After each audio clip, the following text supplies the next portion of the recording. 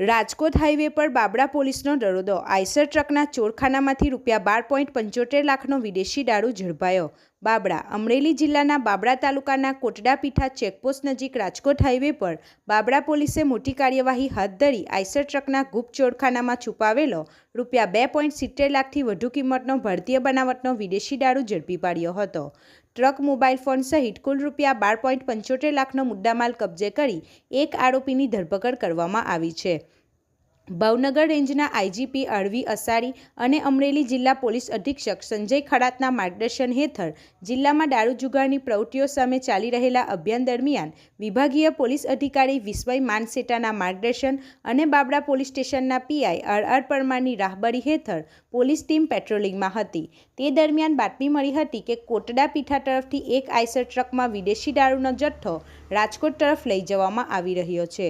પોલીસે કોટડાપીઠા ચેકપોસ્ટ નજીક વોચ ગોઠવી ટ્રકને અટકાવી તપાસ કરતા ટ્રકમાં બનાવવામાં આવેલા ગુપ્ત ચોરખાનામાંથી અલગ અલગ બ્રાન્ડની 180 મિલી ક્ષમતાની કુલ 2275 દારૂની બોટલો મળી આવી હતી।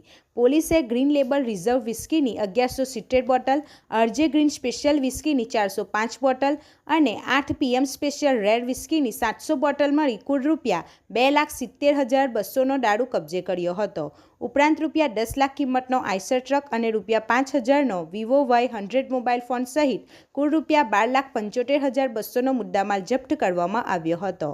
આ મામલે પોલીસે ટ્રક ચાલક મનોહરલાલ ચટારામ ખિલોરી બિશ્નોઈ રહે લાછીવાડકા ગોલિયા તાલુકા સંચોર જિલ્લા જાલોર રાજસ્થાનની ધરપકડ કરી તેની સામે ગુજરાત પ્રોહિબિશન એક્ટ હેઠળ ગુનો નોંધી વધુ તપાસ હાથ ધરી છે।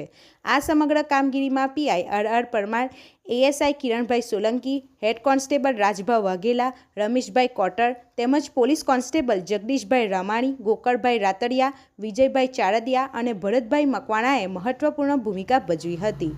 રિપોર્ટર સરફરાજ ખોખર સાથે ગુજરાત અદ્ભુત ન્યૂઝ ગુજરાતી। આપણી આસપાસ બનતી ઘટનાના સમાચાર જોવા માટે ગુજરાત અદ્ભુત ન્યૂઝ ગુજરાતીને લાઈક કરો।